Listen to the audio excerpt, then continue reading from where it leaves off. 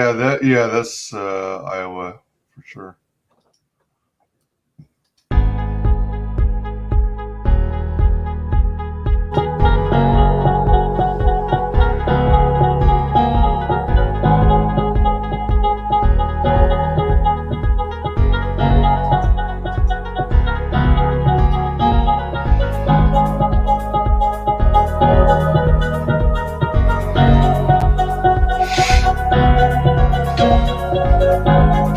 Final guest that is the only person below White Holiday in the ComicsGate phone book.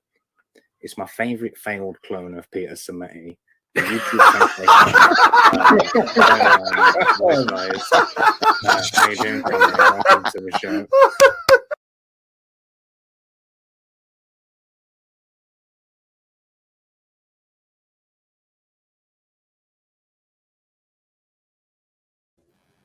Hello.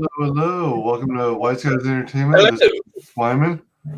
There you are. How you doing? What was that? Okay, I'm confused. I mean, I've been on that stream before. What? Why you open it with that? I'm really intrigued. Oh well, because it was a funny intro. Okay, well that worked. We like that. Yeah, I'm trying to get all fancy now, and be like other YouTubers by looking a little more professional. That's nothing like a YouTuber. What are you talking about? How long have you had your channel for? A year. Cool. Yeah, so I'm now using the 30-second countdown. Then I'm following it up with I updated my channel intro, and the one for brand new people to the channel, as well as those who are returning users. Oops, I think we got a bit of echo or something. Test. You don't have another YouTube window open for this stream, do you? I might have actually. One second. For this window, let me see. No, not there. Not that. Well, I'll close all these windows anyway. 1 second. I got that. Fine. Okay, I have just my YouTube Studio window open. Do you still get an echo? Test. Nope. All right. We seem to be good. Yeah. Sometimes when people join the StreamYard's link, then they forget they already have the stream open in a YouTube tab. Yeah, no, I do that all the time. I'm terrible. Yeah, no, I do all that all the time. That's me. Yeah, I do it at times too. But yeah, so I updated that stuff. And I needed to come up with some sort of intro. It was going to be an intro outro, but I think I might have to create something different for an outro because this is more or less just introducing me. Right. I don't know. I'm playing around with it, experimenting. Well, okay, listen. This is really one of the good things about YouTube is you can just nothing's permanent. You can just play around with things and see what sticks and what doesn't. Right. It's just basically how it works. Yeah. And I'm too cheap to hire someone to create. Well, fortunately, I'm like a video guy and a graphic designer, and I do all this stuff for myself. Ah, gotcha. Right on. So let's get to know you a little better. So you've got this campaign going on. Yeah, sign up for the campaign. I think the campaign's probably going to start. I don't know, first week in. Like December, around the second week in December, sometime around there. All right. Basically, when I have enough people signed up, I'm not really even sure how many people I want signed up. I guess like a couple of hundred. Like, what's normal? You've had people on your channel more. Like, I've had a ton of people on my channel, right? And I about this stuff, and I never thought to ask them like, how many people do you get on a sign up thing before it's worthwhile launching? So these are things I should have asked people. Yeah, I think it's all personal preference, really. I guess so. I mean, listen, if I can get a couple of thousand, that'll be great. That'll be fantastic. Anyone watching this now? Whatever you're doing, go click the link and join the mailing list. Now, I'm not going to guarantee you that your preferred candidate will undoubtedly be inaugurated president on January 20th. I'm not going to guarantee you that, right? But it might, and it might hinge on you joining this mailing list, right? So I don't know. People just say that things like that might happen. Oh yeah. You never know. You never know. You never know. It couldn't hurt though. You might as well sign up. Yes, I know. Listen, yeah, I'll take whatever you can get. That's what I advise. Oh, for sure, for sure. No, listen, yeah, I'll take whatever. Is that you? I have to mute that. That's you. Okay, cool. I did the very same thing that you just did. Well, Yes. I use StreamYard, right? So Yeah. I podcast to Facebook, Facebook, Twitch, and YouTube. I have I'm too old to go onto Twitch. If I go and log on, it spits me out. Says no, you can't come on. You're too old. I get a little boomer alert. Yeah, that sort of thing. Well, I'm still kind of new to that particular platform, and I don't know. I just figured since I'm occasionally doing gaming videos that I might as well include that in. I'm thinking about doing gaming videos, but I'm so bad at gaming. I'm so freakishly bad. I've done about 3 games in their entirety. They were like, what was it? Did Last of Us? Not Last of Us 2. They did. Oh, Alien. It was Alien Isolation. I enjoyed that one. Oh, really? Yeah, that game. That game is terrifying. If you want to play that in VR, if you want to if you are constipated and you want to find a way of being able to move your bowels, play Alien Isolation in VR. It will terrify you, but you probably need to get some new underwear. That's just a warning. That or play the game on a laptop computer while you're on the toilet, so you're prepared ahead of time. There you go. You see, you're a more experienced gamer. You know more about stuff. Oh my gosh! Did you play The Last of Us 1 or Last of Us 2? Oh, just one. I was all up for getting Last of Us 2. Then it broke how freaking awful it was. Right? And I was like, yeah, no, I'm not interested. I'm not interested in spending $60 for somebody to lecture me and get a crap game and have like this weird, like troglodyte. Like what? Okay, what is it with this utter fear of having men look masculine and women look feminine? I think they are all very good things. It's like, right. And I understand if you're not into that, if you're a segment of the population that doesn't like, that's fine. That no one's oppressing you. But just like, can I just have superheroes in tight spandex looking freaking hot? That's all. Like, really? It doesn't seem too much to ask. Yeah, exactly. I mean, you'd think it would be easy for people to understand, but no, because they're dealing with crazy people, absolutely crazy people. They are indeed. They are. Welcome, Eric McIntyre. Good morning to you. Good morning, Eric. How are you? Hello. So one of the ongoing debates is why on earth don't these crazy people, aka SJWs, aka social justice warriors, not create their own content? But because they can't. Here's the basic reason, right? Because they can't. I had this revelation recently. Like because I'm a big Doctor Who fan, and that's just gone totally woke, and it's awful. And when anything goes woke, it goes awful. The quality drops at the same time, and it's a weird thing, right? How it happens. So I've worked out what it is. What you see, to be woke, to be an SJW, you've got to be a freaking moron. You've got to be completely insane and a moron to believe the crap that these idiots believe. But if you are a moron, right? If you are an idiot, you're probably not going to be very good at anything else either, which kind of shows when they try and make an episode of Star Trek or Star Wars or Doctor. You can't. They can't do anything, and that's why they are like magpies, like locusts, eating anything up they can see, because they can't produce anything, because they're useless. They are utterly useless people.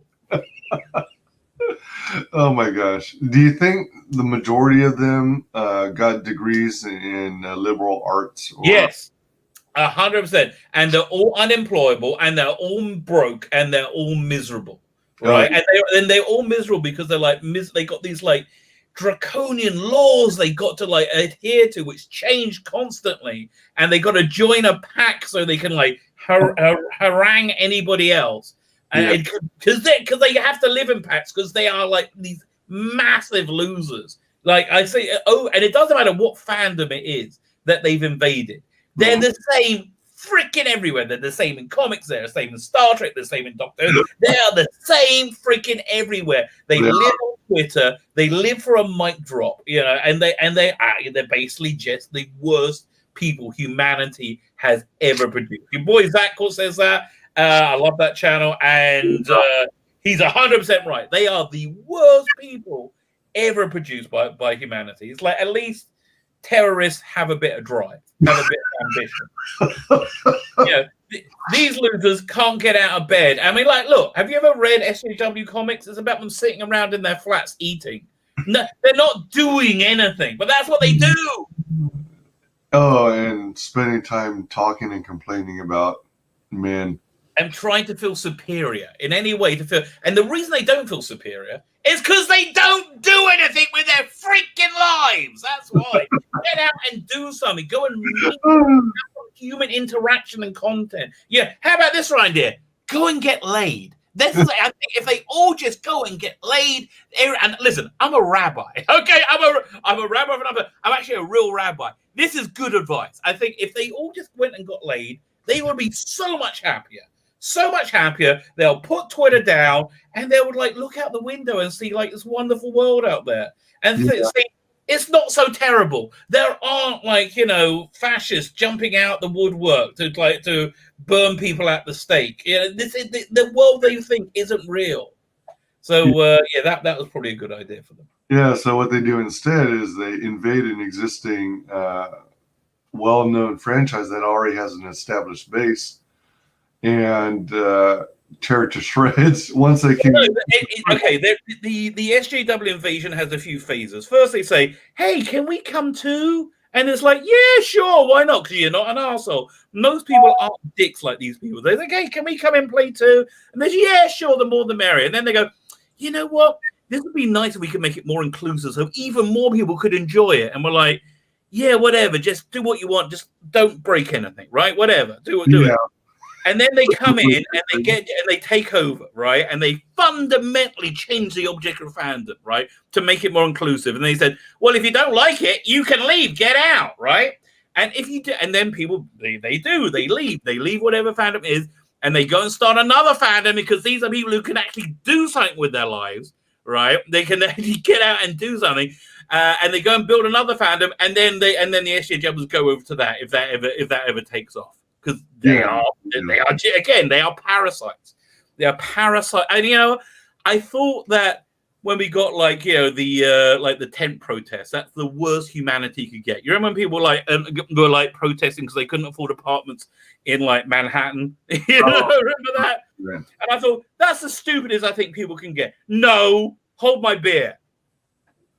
Things got way stupider after that. Yeah, that's a fact. Eric says the people making those decisions probably have some fetish of being dominated by masculine. Maybe, but here's the thing: they're not allowed to think about human sexuality in any way. That's why they make all their female heroes like as sexless as humanly possible, because they don't understand how to interact with people. Like, okay. Here's a basic psychology 101. The first thing you got to understand: men and women are basically different. We're not the same. The genders are different, and they don't understand that, right? But and it's not. I'm not saying one is superior to the other. I'm just saying there are differences. A big deal with male sex drives is that we are, generally speaking, this is not universal. Nothing's universal. More visually orientated, right? Men tend to be more visually oriented. Women are more emotionally driven and oriented. So for a woman, making themselves look beautiful, beautifying themselves is a thing. There's makeup. And they like to look beautiful. Why? Because then men look at them and they feel good about themselves. It's like men want what women want to do, and women want to do what they and that way we come together and we procreate and we continue our freaking species. And we're not like these like bizarre draconian woke skulls who are like, you've been reduced to sexuality. Yes. Oh yeah, like that's a big thing with me. I am very, very open with being finding attractive women attractive, and there's nothing freaking wrong with saying that. It's Exactly. In fact, to that end, I'm going to share you a screen. One second. So I have a bonus, this bonus sign up thing for anybody who's joining my mailing list. Where is that folder? I just had it right in front of me. I was all prepared. Where'd it go?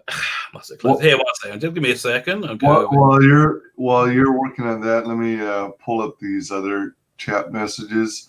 Modern political activists, both left and right, are cultural leeches and social degenerates. Again, because that's what you do if you are a degenerate, right? You are. You inhabit somebody else's franchise. You inhabit, and that's basically what you do. Yeah, and yeah, they are all pretty much as like. Oh, here we go. So here, let me just share the screen. SJW comics are essentially homoerotic circle jerks. Yes, they are. But there's no payoff. There's at no point are you allowed to come because that's toxic masculinity. Yeah, and you don't want to be racist against other fluids. Oh God. Fine. So let me just zoom out of this a little bit so you can see the full thing. So with my the sign up for my campaign, I've done this series of cards called For the Male Gaze, and they are essentially my genre-related masturbatory fantasies from when I was 13. So we're talking about 1982, right? 82, 83. This is so you get it, and so if you join the mailing list and you make any purchase, you get one of these for free. There's a tier where you can get all of them, but yeah, and if you do join the mailing list. And you do get the tier, which has all four of them. Then you get a special chaser one, which we haven't released yet. So anyway, so this one is Judge Anderson from 2000 AD. It's she's a side judge, and she was a very sexy side judge. So the title of this one is "Don't Even Think It, Citizen." Do not even think it. But the artist on this is Dominic Ratchet. Let me just zoom in a little bit because. Once you see like when you get close, like that, I'm really, really happy with the work he's done on this one. So I think I'm going to do a tier where he's going to do sketch cards. So anyway, so there's that one. Cool. There's this James Bond related one called Keeping the British End Up. Sorry. So these women are based on characters from these movies, right? No. Mostly just my masturbatory fantasies from when I was 13. Okay. These are all people. She's a basic James Bondian woman, and this is a character called Judge Anderson from 2000 AD. All right. Which is the comic I read when I was growing up, right? Okay. All right. So you got this one. It's got the James Bondy feel. It's called Keeping the British End Up because that was the last line in one of my favorite James Bond movies, the Spy Who Loved Me. At the end of The Spy Who Loved Me, James Bond comes floating out in this little pod on the water, and he's in bed with Barbara Bach, Ringo Starr's wife. Looked freaking awesome in this movie. She did absolutely awesome.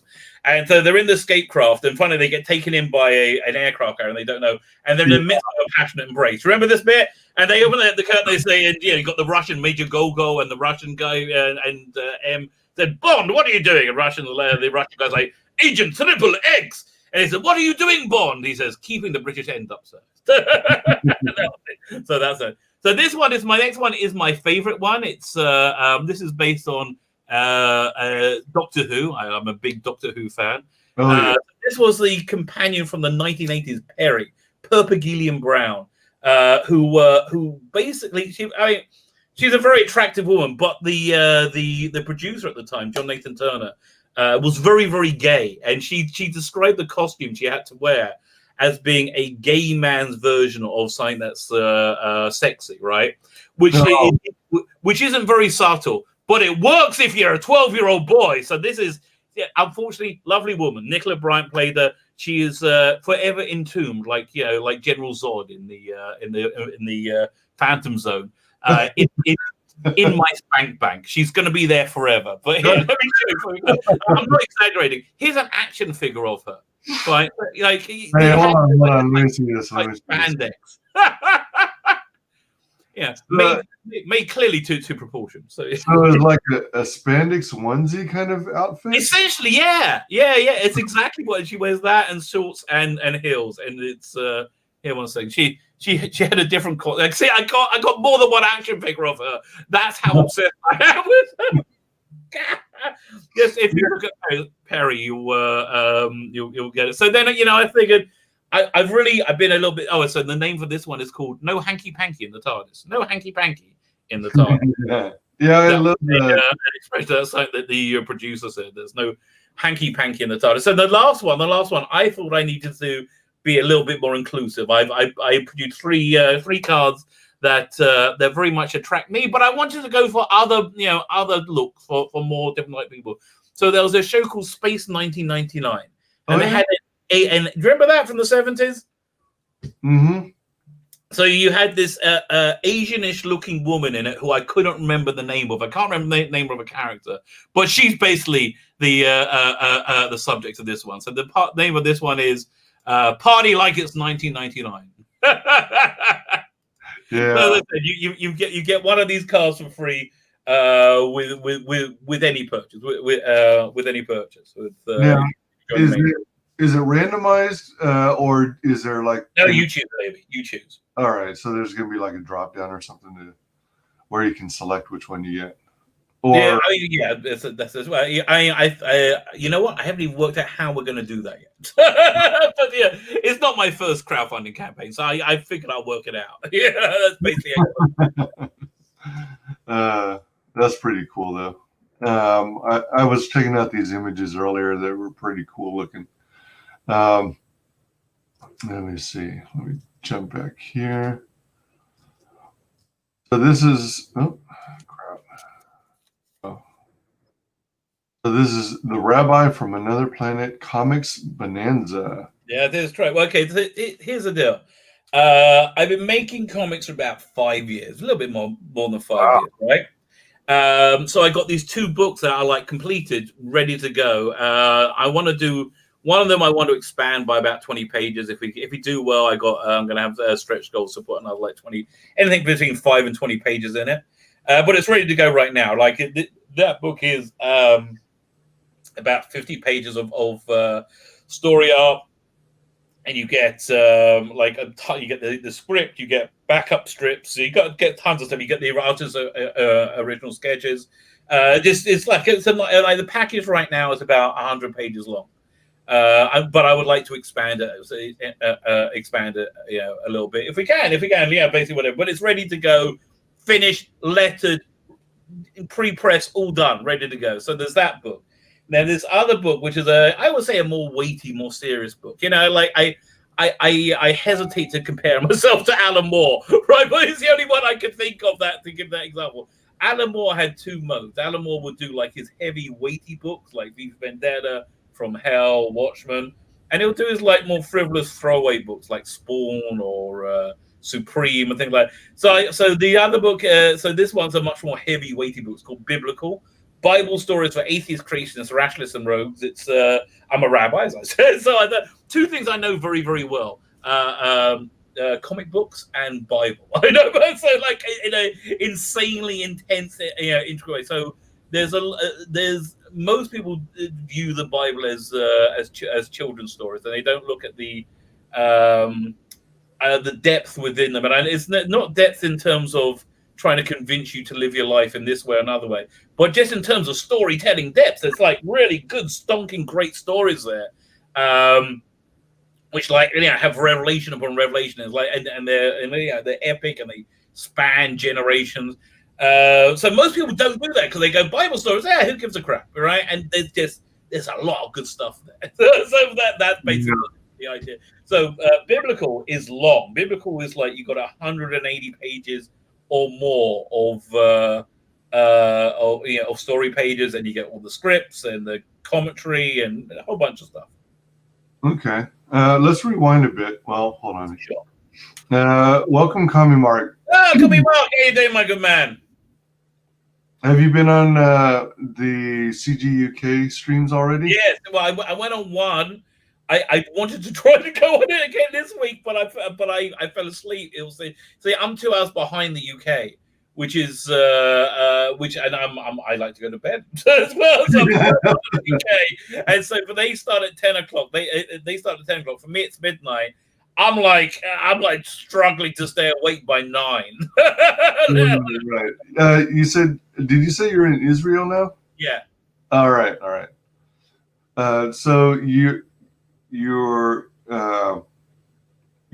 off by the UK time by how many hours? I'm 2 hours ahead of UK. Okay. All right. So that means you're 7 hours ahead of me. Good gracious. Exactly. What? You're on the East Coast? Yeah. All right. I said, when you offered me the 9 a.m. slot on the Eastern now, that's freaking perfect for me. I mean, that's the best time of day you could possibly do this.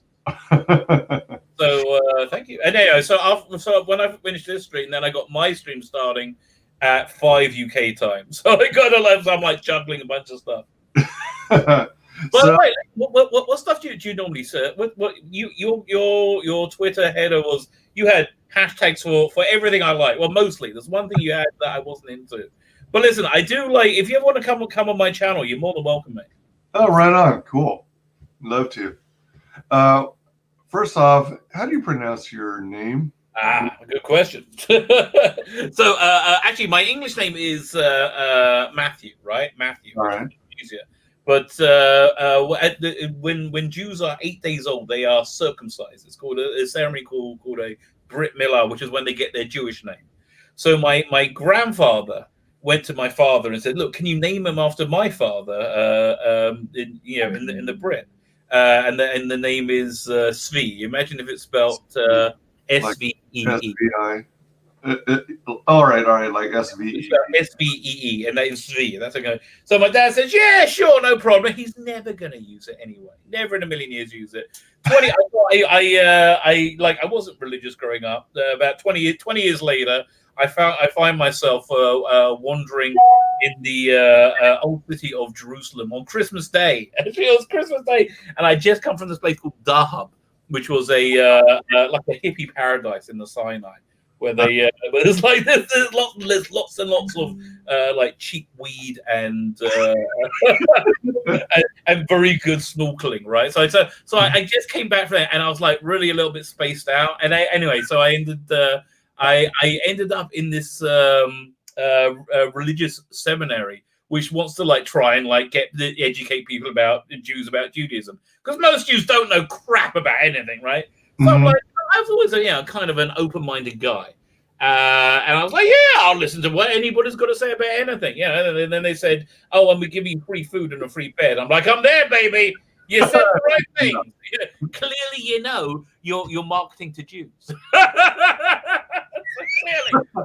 So I went there, and blow me, they don't literally,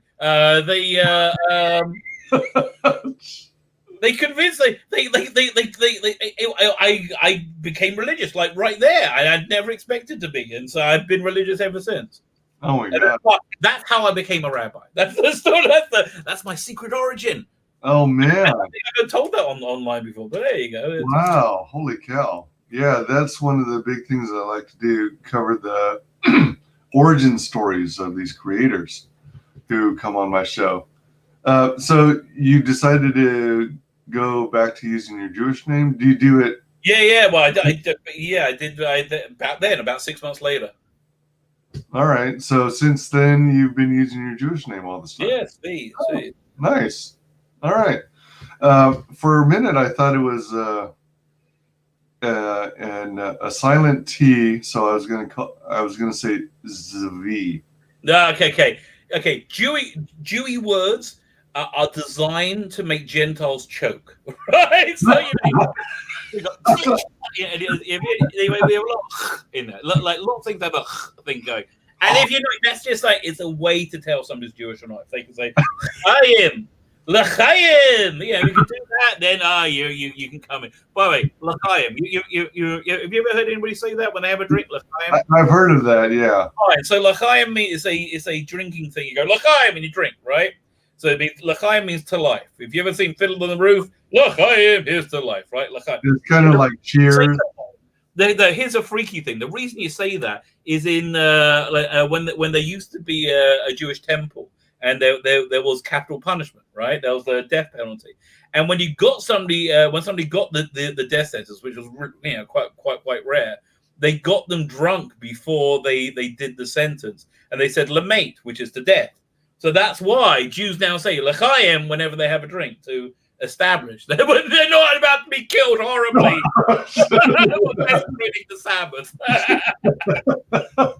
Oh, that's interesting. Yeah, I remember this other story. I don't remember its origins, but the whole reason a lot of cultures, say something like cheers and they clink glasses is because, they were concerned that they were trying to avoid people or enemies from potentially trying to poison them in their beverage. So by clinking the glasses together, it had a chance for liquid from both glasses to exchange. Yeah. So if you were under threat of being poisoned, then the other person would die too. So there you go. Mutually assured destruction. Yeah, all Jewy words. Oh, I got plenty of Jewy words. So you've already done 5. You've already done 5 campaigns, or this? No, this is my 3rd campaign. Oh yeah, sorry, I was telling my secret origin. Yeah, so around. How did you begin? How did you get into even? Eventually. Okay, fine. So I've always loved comic books. I've always loved comic. I think it's just kind of like, and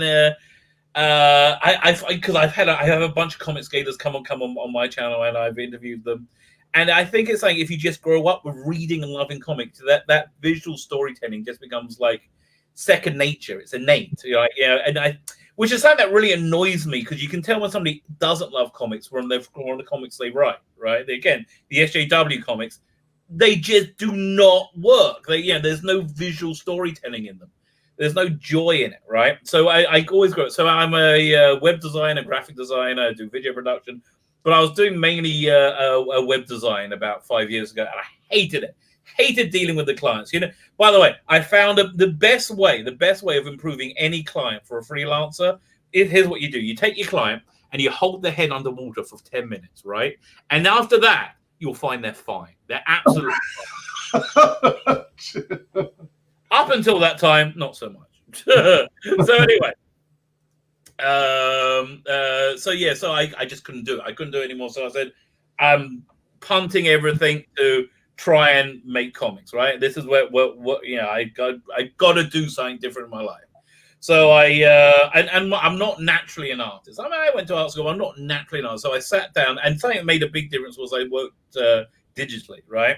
So actually, you know what? Let me open this up because this is. I'll show you the pages.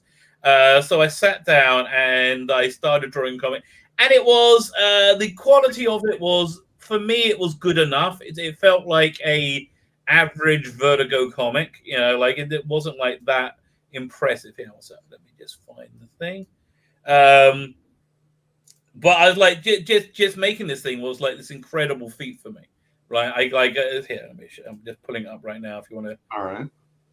So this was the first thing I drew, right?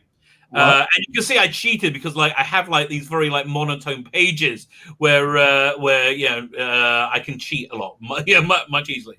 But I was working through.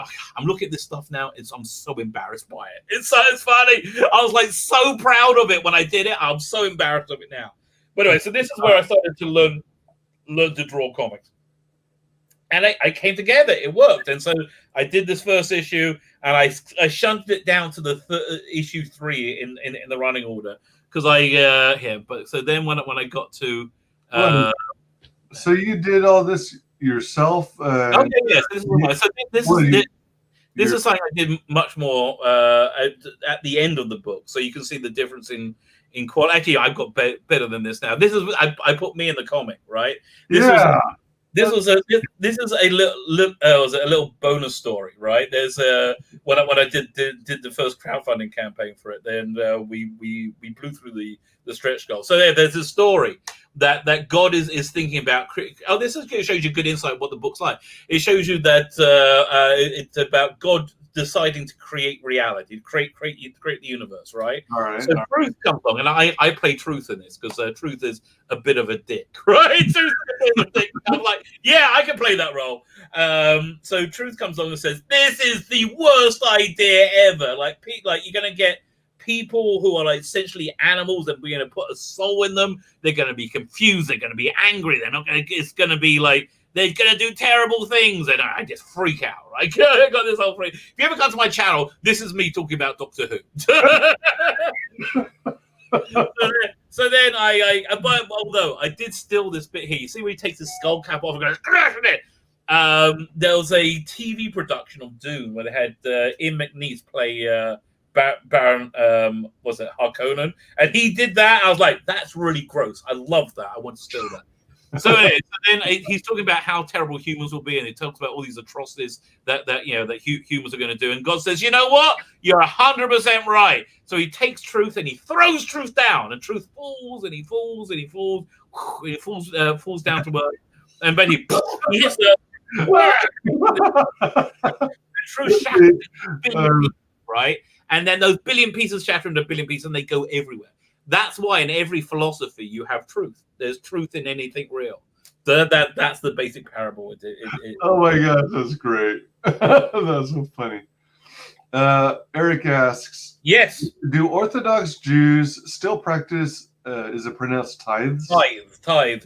Yeah. No, you don't give it to me. You just give it. You're supposed to. Is the answer. You're supposed to. You're supposed to take 10%, between 10% and 20% of your income, and you give it to some kind of charity. That's basically what you do. By the way, listen. You ever want to ask a rabbi a question? Come on, I answer freaking anything. I will answer you any question. If I have the answer, I'll tell you. If the answers I don't know, I'll tell you that too. But yeah. You give it to any charity, not specifically to a church? Well, you shouldn't give it to a church. We're not really on the same team. Oh, okay. Yeah, we're still a bit sore about the Crusades, but other than that, we're fine. And is the Levitical priesthood still around? Well, yes and no. There is the people who are priests know that that's maintained the bloodline, but there's no priestly service. And basically, everything in Judaism used to revolve around the temple in Jerusalem, and the priests were the ones who would. There was lots of animal sacrifices, and the reason most reasons you do an animal sacrifice is you go and have a really good meal. You go have a steak, right? This is an incredible steak that you had at the temple, and you would feel grateful to God, and that would bring you closer to God, essentially. So was it always cows that would be sacrificed? So you had cows, you had goats. What else is there? You had birds, or you had. They also did like bread and stuff like that. I thought I heard some news stories saying that they were trying to do away with those animal sacrifices due to animal cruelty and stuff like that. Well, we did away with them about 2,000 years ago when the temple was destroyed by the Romans. So you need the temple to do that. But as I understand it, all of Judaism as well is really based around there's going to be a third temple built at some point in the future, which is why there's all this. That's really when you get down to the nub of the Israel-Palestinian conflict. That's really what it centers around. We're about a teeny tiny patch of land, because that's where the Dome of the Rock is, and that's where the Jewish temple was, and Jews pray it will be in the future. So that's really the dispute that the entire thing is about, this teeny tiny patch of land in Jerusalem. The ability to make this third temple? Yeah. And what is the end goal or significance of this third temple? It's a conduit to connect humanity to God. Oh, okay. All right. That's the and the role of the temple was replaced with prayer and good deeds instead, which are always good things to do. Always good things to do. But, I mean, listen, there's supposed to be like this ongoing revelation of God's presence when the temple's like there was a few like constant miracles that were supposed to happen. Actually, this Hanukkah's coming out. You ever heard of the holiday of Hanukkah? Yeah. Right, fine. So on Hanukkah, Jews light this thing called this candelabra called a menorah, and each night you light another candle up to 8 nights, right? So the basic story is the Greeks invaded Israel, and then you had this tiny force of priests who started an insurgency, and after a couple of years, they managed to push them out, right? So they get to the temple, and they find one little flask of oil for the thing called the menorah, the candelabra in the temple. But it's not, but it's only enough for one day, and it takes a week to make richly pure olive oil for it, right? So they use it, they use it, and they say, do we wait? Do we what? They use it, and straight away, and it lasts for 8 days, and that was the miracle of Hanukkah. But that's not really the miracle of Hanukkah. Let me tell you what the miracle of Hanukkah was, right? The Alexander the Great, but a couple of years earlier, Alexander the Great came to Israel, Israel, and they thought there was going to be war. He was greeted by this guy called Simon the Righteous. Shimon Hasadik, he was called, the chief priest at the time, right? And then Alexander the Great said, "I've had visions of you all my life," and he bows to him. And what was going to be a conquest ends up being a joining of people, right? A cultural meeting, right? But the point was, at the time that Simon the Righteous, Shimon Hasadik, was the high priest, every week the candelabra would last, and Jews don't know this, by the way. This is like not things people know. They know the candelabra would always last for 1 week on 1 day's worth of oil. It was a constant miracle that happened because of his righteousness. And then when he died, that ended. And then when the Maccabees who ran the revolution got into the temple and they had that flask of oil last for 1 week, it was a sign that they had raised themselves up back to the level of righteousness that Simon the Righteous was at. So that's the real. Oh, and also there's this idea that time isn't linear. Time is more of this spiral, which I deal with a lot in biblical. That the stuff that makes up space and time is the same stuff for every point. Like the stuff that makes up the space and time for Wednesday is always the same stuff for Wednesday, right? It's like it goes throughout time, and so you can essentially time travel back to the energy of other time by knowing that stuff. So the blessing you make for lighting the candles is that you did miracles in those days at this time. So they're basically saying the incredible thing that the Maccabees did transcended time, and you can access that energy by lighting those candles. If you believe in that crap, which we all believe in different things, which is fine. No, is it?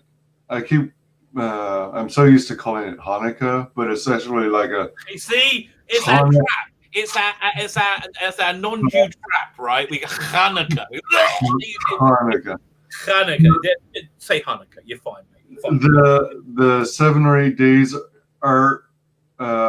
are you supposed to give a gift to children one every day for the 8 days? Okay, so that's just whatever your household wants to do.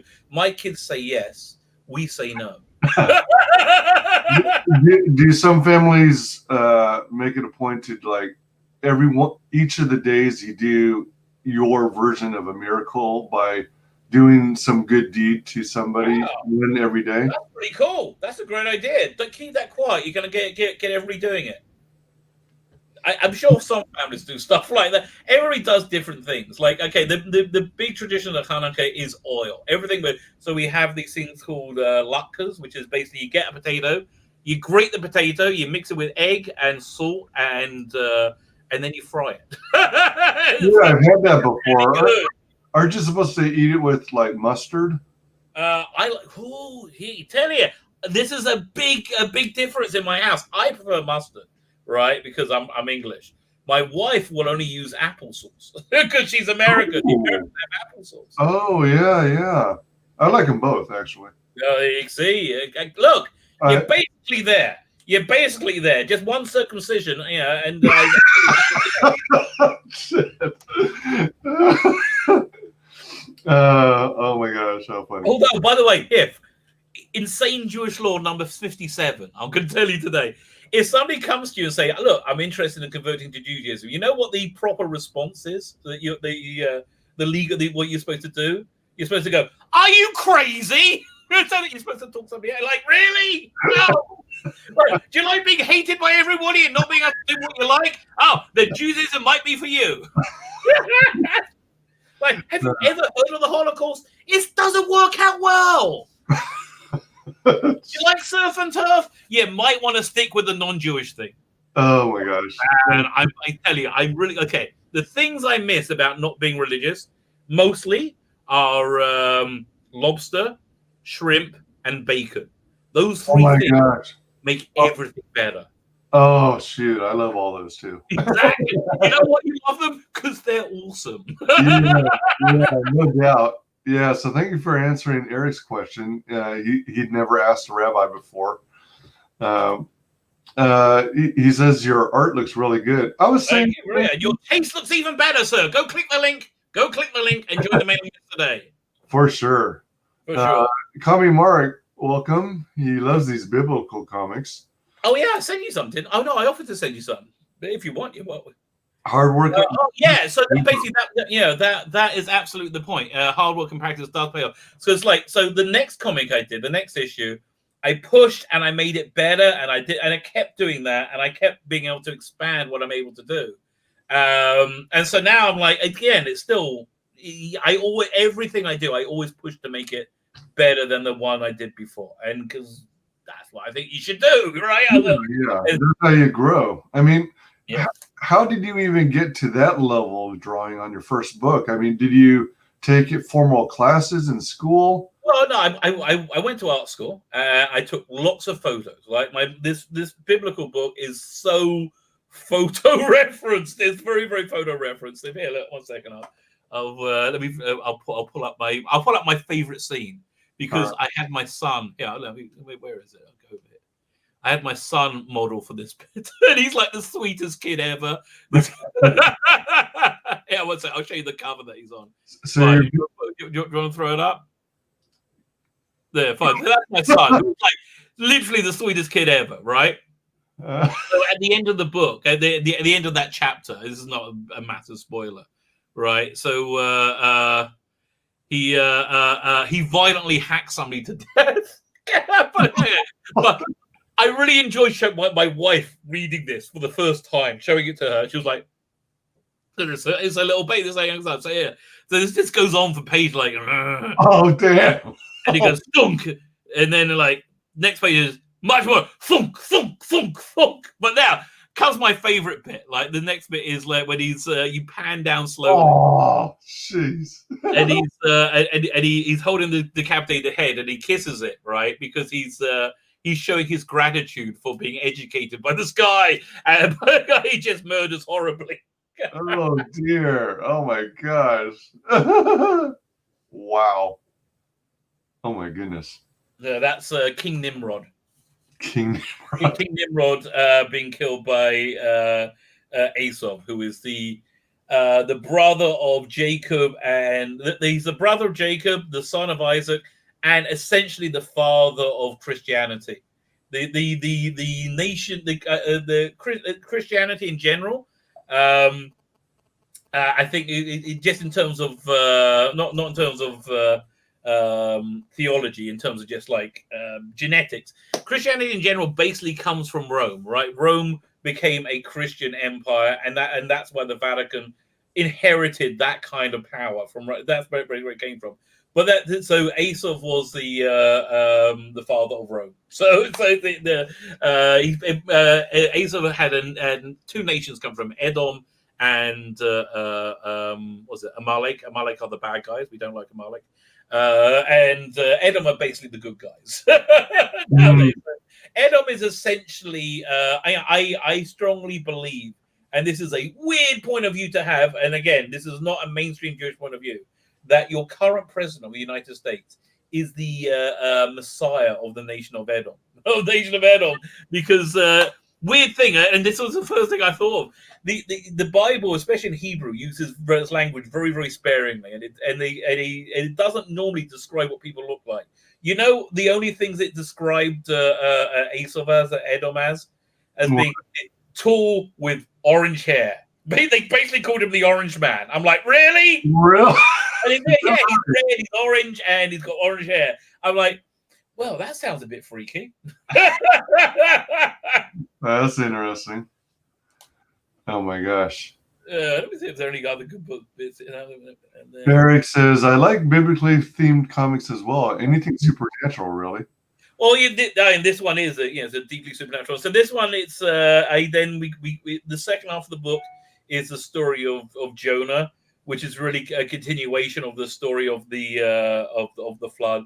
But again, eagle-eyed viewers, Jonah had this big tree that grew instantly. So I modeled that on a giant marijuana bush. So if you look at the Kikilion. Are all these interiors you're showing part of the biblical book? Yeah. Because biblical, I did the artwork on. Dominic Rancho did the artwork on Imperium.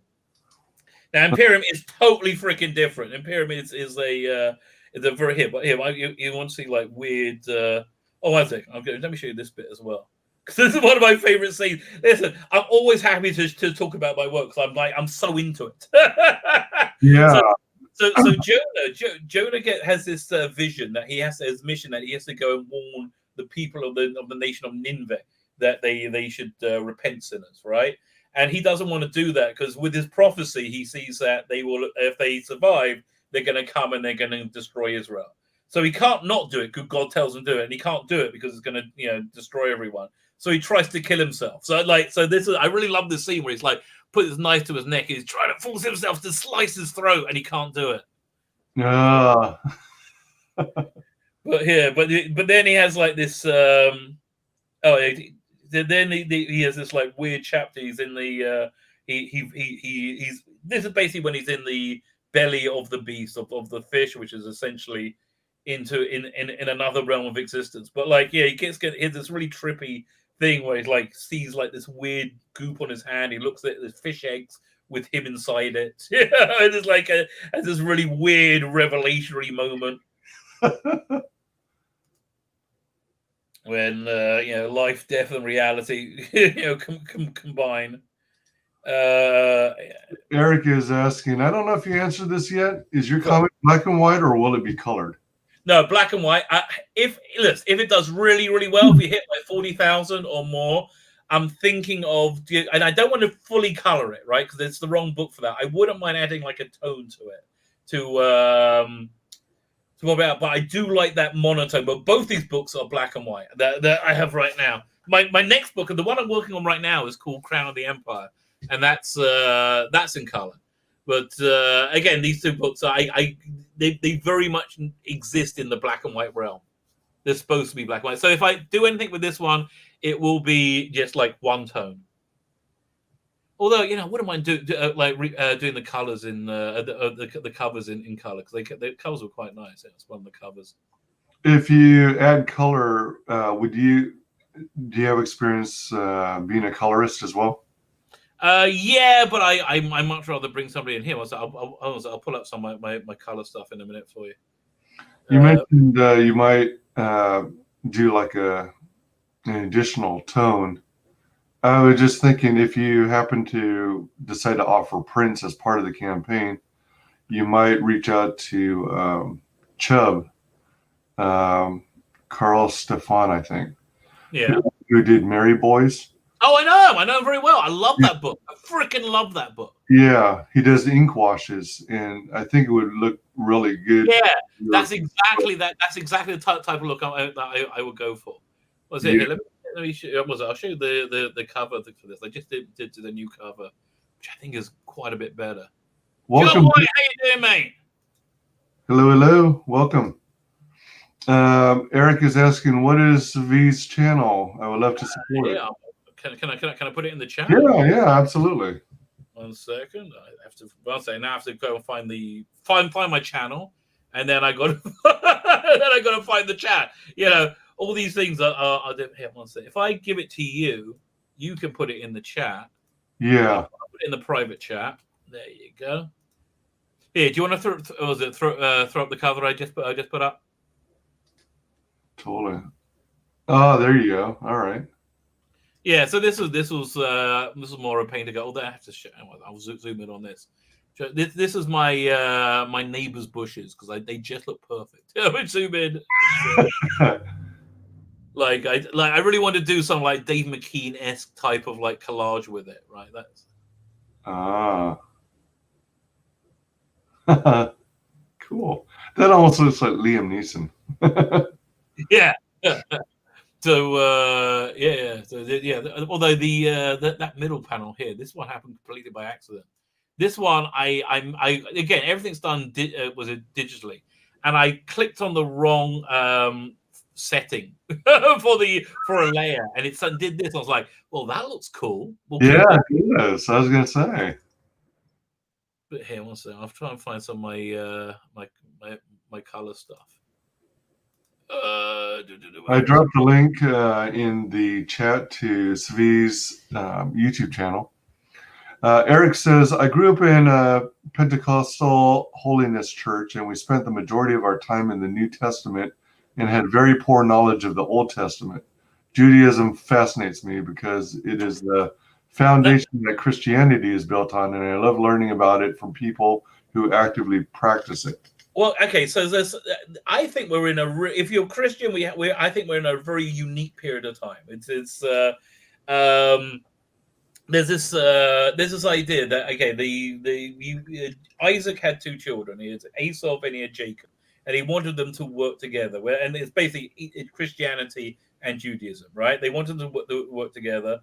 Didn't work out, right? Didn't work out. Jacob ended up taking the blessing for Esau. But anyway, so it worked out that if one of them is doing well, the other one is down, and the other one's up, the other one's down. They're never going to be equal until the end of days, when they both will be together. So there's this bit in the Bible, one of my favorite sections, again, just in terms of a story. And I'm not trying to convince anybody to live their life a particular way, genuinely not. But just in terms of the story, there's this bit in it where Jacob is returning to Israel, right? After being away for 40 years. He left, he was like this, spiritual guy, this like pious, and now he's coming back. He's got like wives, he's got children, he's like a businessman, and he's come back to Israel, and he hears that Edom is coming to him with 400 people. So he's going to get decimated. He thinks he's going to get decimated. So he spends a lot of the time preparing. He breaks the camp into like 2 sections. So if one's wiped out, that one can survive. So eventually you have this big showdown, right? Where Esau comes and he meets Jacob, and there's not a war. They think there's going to be a war, but there's not one. And because now the person that Esau sees is very similar to him in that, he's much more, he's married, he's got responsibilities, he's living much more in this world, right? So he says, come, let's walk together, right? And so Jacob goes, I can't keep up with you right now. All this stuff slows me down, but we in the future, we will walk together. So I think cut through to now, right? To where we are now in human history. And peoples of faith are peoples of faith. They're like peoples of faith are pretty much feel under attack and under threat. And it doesn't really matter what faith that is. And there's much more that unifies us than divides us now that we've ever had in human history. So yeah, I think this is that future that they prophesied in the Bible, that we will walk together. I think it's a pretty good thing.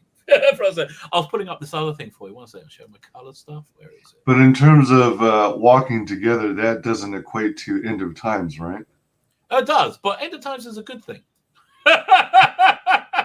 Is it? End of times means like, we're beating our plow. Was it our plows in our swords into plowshare, into plows? Like we're all just going to be peaceful and happy together. Is this the thing I was looking for? No. I always viewed end of times meaning, Apocalyptic. apocalyptic. Yeah. At first, but I think in the end everything works out. I think that's the basic idea.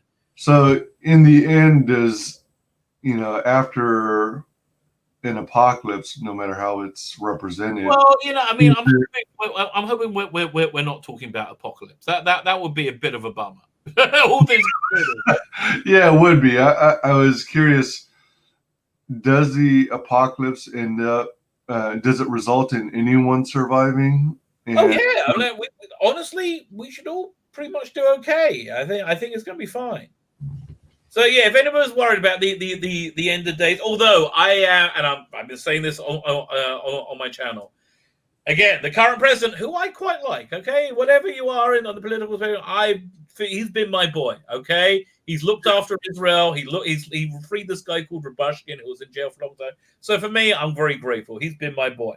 But I think he has, in terms of logic and reason, he doesn't have a hope, right? In terms of logic and reason, I think the other side cheated, and I think he doesn't have a hope. I still think come January, something crazy is going to happen, right? I think it's something crazy is going to happen, and it might not be as a done deal as we think it is. But the only reason that can happen is it's going to be an open miracle, right? So that's basically where I am with that. Oh, is this? Oh, fine. I finally found what I was looking for. Yeah, I mean, generally speaking, I know it sounds kind of crazy to even think such a thing, but you kind of touched on it before, but I view Trump in a way as being kind of a messiah, because he's like, I'm not ultra religious, but it seemed like after 8 years of Obama, things were pretty bad, that our chances of getting control of the presidency again were very slim. But in 2016, that was a miracle. I believe that to be the definition of a miracle, right? By the way, I just shared the thing I'm working on now. Oh, there it is. All right. So this, I based the look of the main character on the. You listen to the Garage channel, Nerdrotic? Yeah. I was going to say that it looks like him. Yeah. So look, this was the initial drawing I did when I had the idea, right? I'm like, why don't I just try and put Gary in and see if it worked? And I thought it really worked, right? I was going to say that's neurotic. Exactly. So this is a very like steampunky thing, but here there's no drawing. So this is the colors were done by a woman called Rita Giovanni in Rome. I really like her work. She does there's great stuff. So yeah, so this is the one. I've managed to move away from like having so much photo reference. Although here, like the alien prostitutes on Mars, we had long discussions about the color of their lingerie. Yes, we went for many different things. But here, I'll show you some line art. Must have been nail-biting conversations. Heated debates, even.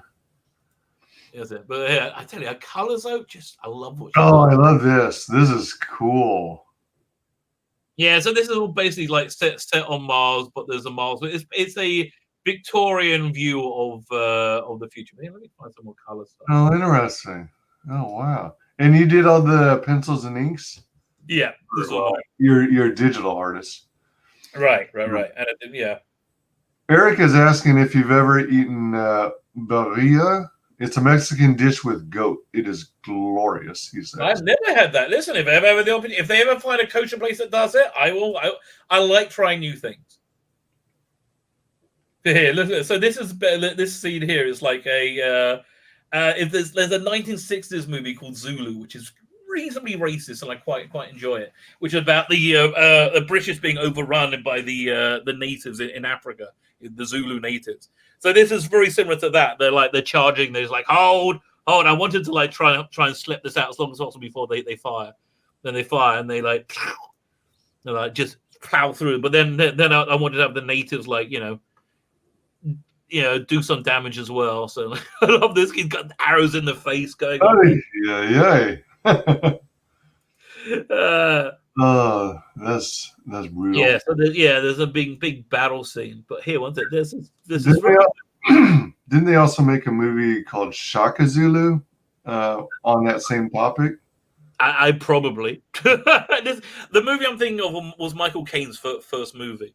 Oh, really? So, yeah, Okay. this is him when he's they come out to this outpost in the middle of nowhere. Like they got Gary over here with with this there's a guy who's like this twit who ends up causing the revolution. But anyway, so he has this, he basically gets into like this super alien weed, which they dose him with. And he has this like massive bad trip, which goes very strangely. And then tumbles it into infinity. Well, yeah, all that stuff was fun to do. But anyway, so that's the book I'm doing next. I hope to launch that campaign around April. If I can, because again, everything that's done with these campaigns. If I can launch in December, close it in early January, get it to the printers in January, fulfill by March, then by April I can launch this one, which I'm really into doing now, because like this. Yeah, I'm always more into doing like whatever it is new I'm working on. But anyway, so that's Crown of the Empire. That's coming soon. Crown of the Empire. So what was Gary's reaction to that? I think I just kind of bemused, like, what? I don't know. Listen, unfortunately, ever since he moved from San Francisco, getting him live has been a nightmare because his schedule's been all over the place. Yeah, and actually, and also I can't super chat anymore. You can't super chat from Israel into America, which really is a pain in the ass. Oh man! Like a friend of mine to super chat for me is like, "Well, I haven't heard from you for weeks and for months. Like, where you been?" Anyway, so this is. So I just threw up the next book if you want to. So this is the Imperium. This is with the artwork by Dominic Rose. This one is much less heavy and a lot more fun. This is a lot more fun. This one it says defending the 1960s from threats beyond reality. So basically, you have these are all my 1960s genre things that I really like. So essentially, James Bond, Doctor Who, F.A.M.I.L.Y, Monkey in the Spacesuit, and the Black Slab from 2001. All falls together in kind of unwillingly into a supergroup. They're not. We don't use their names obviously because I don't want to be sued into oblivion. So basically, we got instead of James Bond, he's called the Assassin. Right. So and you can get now. It's like it's very generic. And Dominic redesigned F.A.M.I.L.Y more of this. I think that looks pretty good. Yeah, yeah. I love F.A.M.I.L.Y. F.A.M.I.L.'s the agent. The Exile is Doctor Who. The the Envoy is the Black Slab. The Astronaut is the Monkey. Because what's 1960s without a monkey in the spacesuit? Oh, have you ever seen the show? Was it the Prisoner? Yeah. Fine. So you'll recognize the opening, right? So we can start this. This was the only page I did for the book because I saw the first page the Dominic did. I'm like, I could use a little bit more space, like breathing into this. But this is his first page. Look at that freaking awesome art he's done there. Oh man, isn't that great? He's such a fine. This guy, he's fan-freaking-tastic. Wow. By the way, a top tier of this is I'm going to be selling the original artwork. I got all the original artwork for this. And it's not because he works, normally with a pencil. I work digital. I can't sell any original. So yeah, the top tier is going to have you can buy a page of this. I mean, it's absolutely gorgeous. How many pages of original artwork do you think there will be in the campaign available? It was at least 20. Wow, nice. I'm going to grade them. This is going to be a grade A page. So's this one, the next one. But by the way, here, so I got to get a feeling what this is like.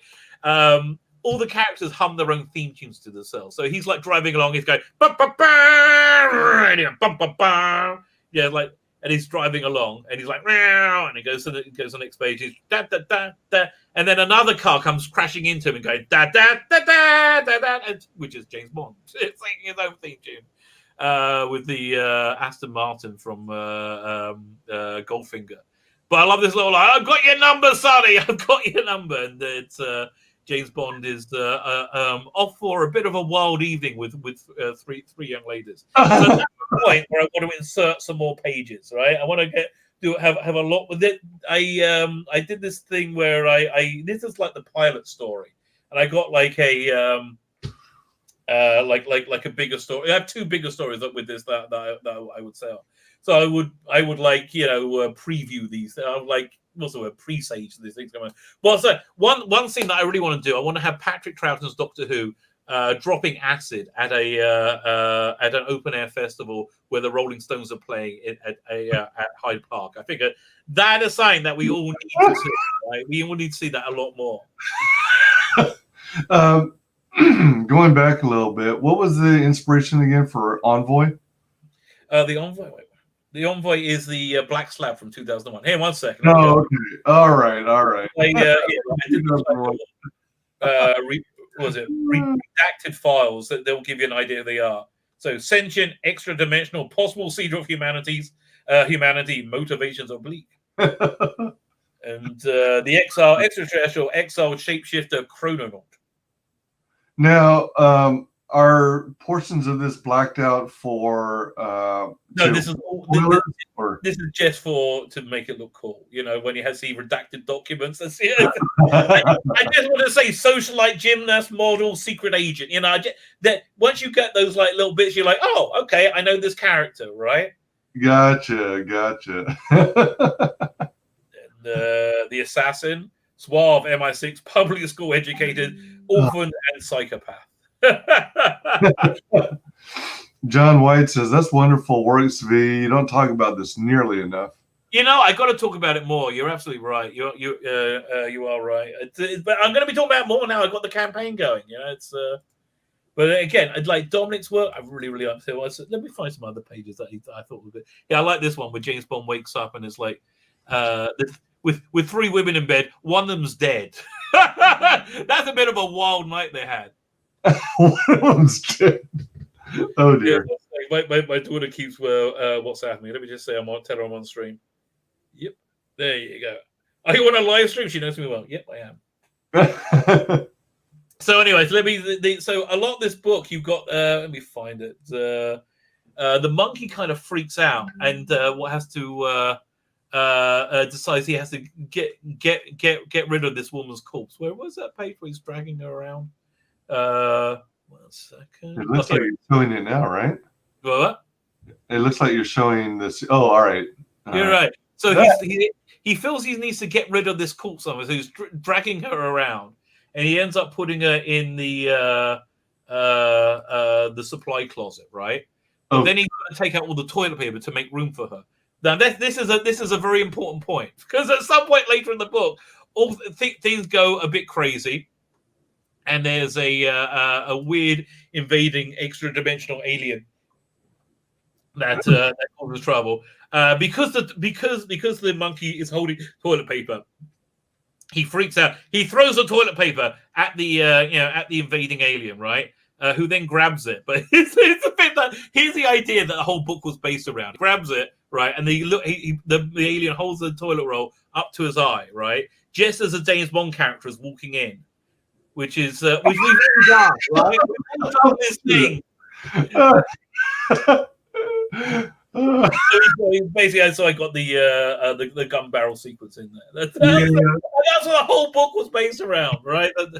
That's a funny segue. That was great. And then, so then also in the book, you get a few things. You get this appendix 1 making the comic. So you got the script. You got you got my notes on the script, and you got Dominic's initial sketches. And you see, like sometimes it took him a while to work out what's supposed to be happening. So you get that, and then we got we got a couple of backup strips. Where's the backup ones? Screwing through that. Next you have the Pitch of Doom, right? The Pitch of Doom, which is the there's two stories I have. This was the initial pitch and the stories from it. I'm thinking of doing some kind of like like in England, you had this guy called Jimmy Savile, who was like this DJ, and he kids loved him, but apparently he turned out to be part of this massive child molesting ring, like this massive, and which apparently everybody was into, right? So I thought it'd be fun to do that with the Thunderbirds, from Tracy Island. There. So you got Scott Tracy. What's the name of the father and Thunderbirds? But yeah, he's keeping torturing the battery boy in the closet. Oh dear! Oh my gosh! Right, so you get that with this, and then more Picture Doom. Okay, so then you also get these things called the Ice Warriors.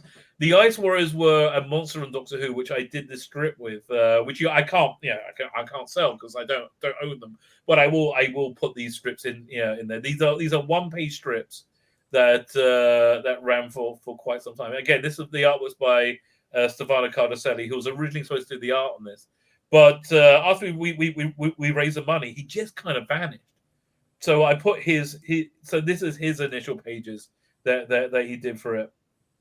Which honestly, I love Stefano. I love working with him. I'm really happy that I managed to hook up with Dominic. It was whenever there's a tragedy, a crisis, it's you have to look at. Hopefully, it's going to work out well. So so I'm going to compare that one to the way Dominic interpreted it, and look, they're both legitimate styles. This is the look for the book now. Yeah, indeed. Kami Mark says, "I love the whole Abrahamic trilogy of books." Okay, that shows you just how far behind in chat I am. Yes, I'm like that too. I always do that. Eric says, I end up get half hour in and I don't notice, and then I got to catch up with the chat. I'm terrible. Well, I often notice when chats are coming through. It's just that we're in the middle of some really engaging conversation, and I don't want to forget the questions I have to ask. So sometimes it kind of takes the back seat momentarily. The X-Men will take care of Apocalypse for us. I'm not worried. Not if it was that awful movie. Oh my god. Although I never saw the next one, which I heard was really awful. You mean the Dark Phoenix saga done for the Yeah. I heard that was terrible. Yeah.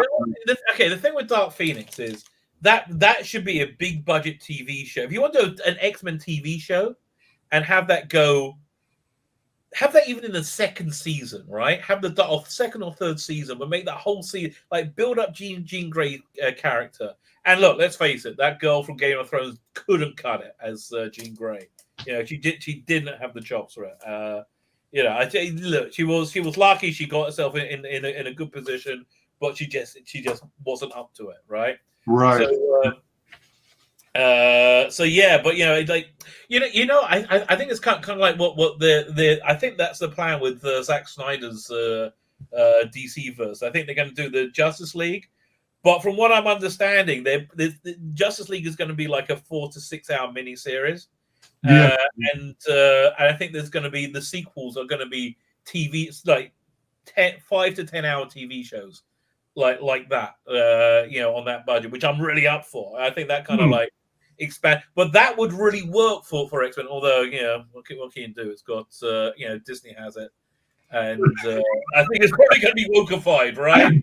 Yeah. By the way, what the hell? They're going to replace Magneto with Gus Fring. I love the actor.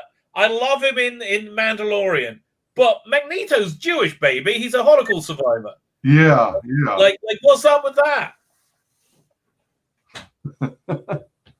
I didn't hear that they were going to replace Magneto. Damn. Yeah, they want. I can't remember the guy's name. I called him Gus Fring. That's all I ever call him, Gus Fring.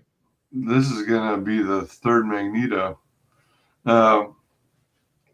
I enjoyed the original X-Men movies. Yeah, look, they were from an age before superhero movies, right? Look, the age of superhero movies are over as well. That's gone. I mean, it's cinema movie chains are not going to be able to open up enough to be able to justify these budgets for these massive movies that they can't fail, but sort of have. That's why I think the quality has just been in the toilet, because it doesn't matter what you put out, people are still going to pay. They're still going to make $1 billion. Look at Captain Marvel. Oh, that was a travesty. It was a big old mess. Right, but but it doesn't. But it made back the money, right? It made the money for them. They were all like happy with it. Well, due to clever positioning, they sandwiched it between two must-see movies. Right. And listen, I totally believe they bought out blocks of seats, across cinemas in America, so it made it seem like it had a big weekend. So that I think they probably made that back the second weekend. Let's say they put 10 million into that, right? I reckon they probably made that 10 million back the next week by having a second weekend, because they had if it vanished without trace, forget it. So the big problem that movies have right now is people aren't rushing to see it before they know before the reviews come out. And so if you Tenet had came out, I really wanted to see it. The cinemas here in Israel are closed, so but it came out. The reviews weren't great, and it had bad word of mouth. It made 300 million instead of $1 billion. So they're all like, by the way, my theory though on why they're releasing Wonder Woman on the December 25th, I think that's a major Orange Man bad movie, right? I think that's going to be super Orange Man bad, right? That's what I'm hearing. That's what I'm hearing. And so I think they believe that by next year that's going to be totally out of date. Hopefully it won't. I'm hoping it won't. Okay, but I'm hoping for a miracle. Yeah. But I think they firmly believe it's going to be out of date, which is why they're going to drop it on the 25th of December, which is basically their last opportunity to wring any money out of this thing. Yeah. I was totally signed up to HBO Max for that. Yeah. I don't subscribe to any streaming services at this time. I don't know. Netflix? I used to be subscribed to Netflix, but then due to real life issues, well, in short, I got divorced. Divorce is never fun, mate. It's never fun. Did I take you had to move and So. And then it was also one of those things where I was having trouble finding content that I was even interested in.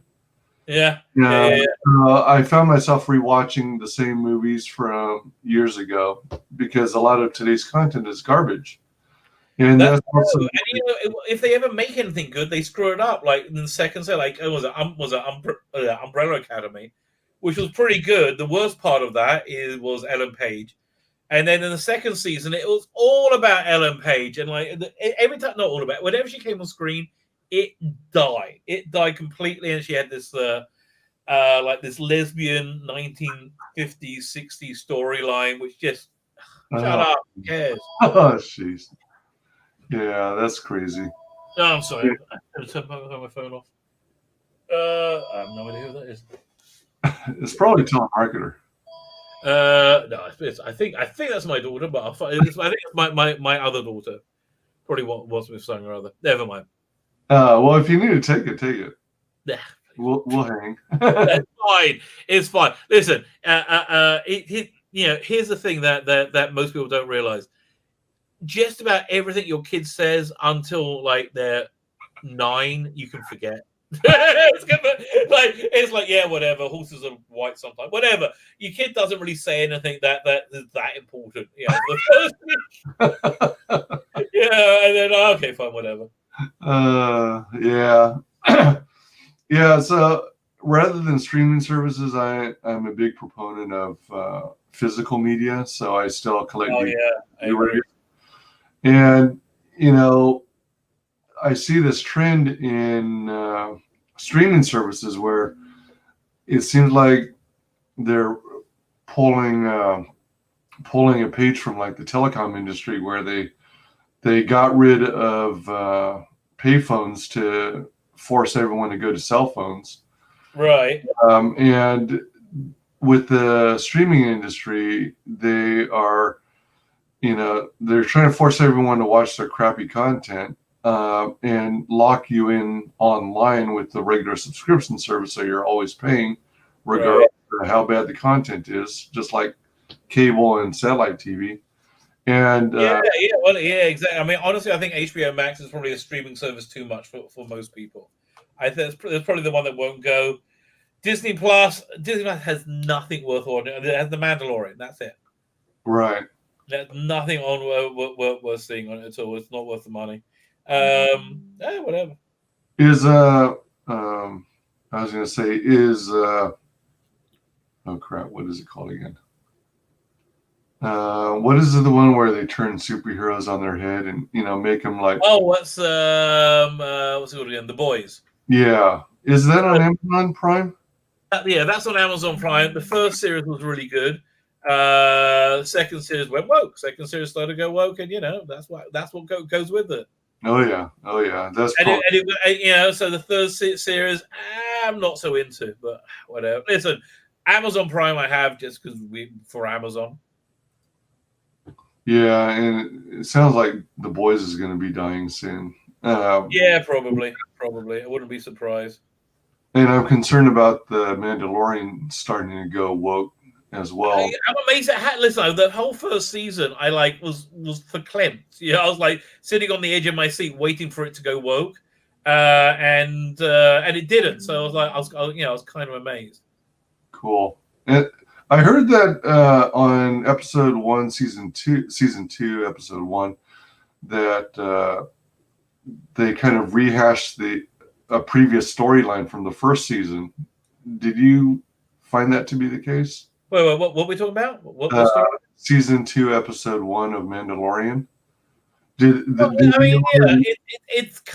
Mandalorian, in of itself is kind of like it has like its tropes. So it has it's got all the Western tropes. There's not that much they can really do with it. So I'm like, did it rehash it? I guess so, a little bit. Like he's a a gunsling bounty hunter, and he stayed it. Now he's got a baby with him. Yeah, and so with streaming services, I think there's actually a movement to start from the studios to start limiting over time the number of physical media on the market. Yes, there absolutely is. I mean, look, the Orville was never released on physical media, was it? Oh man, shit. No, absolutely. I download everything onto hard drives, so it's like keep everything. Yeah, the Orville never released on the physical media, which is bizarre. What's interesting and what cracks me up about the Orville is that the fandoms think that the Orville is more Star Trek than today's. Oh, it is. It cracks me up, and it must piss off Hollywood to no end. I don't know. Do they care about anything? I don't think there's any consequence to any of their stupidity whatsoever. Yeah. So, I don't know what to tell you. I don't know. And the other thing about streaming services is like Disney themselves, they're either rewriting history or they're trying to kind of do soft core censoring. So you keep getting all this stupidity where they add warnings into Spider-Man. They did for Spider-Man. They give it what's that warning? Spider-Man using friends. Yeah, being culturally insensitive or something for their portrayals of the Japanese, and movies like I think they targeted Gone with the Wind, Song of the South. They targeted. Listen, I mean, you just got to I mean, just got to accept things have changed over the time. You know, it's like, yeah, it's okay. Yeah, exactly. You just accept it, and you know. I don't know. It's just this stupidity that, like, yeah, I tried to explain to one of them once. Imagine in the future, like 20 years in the future, right?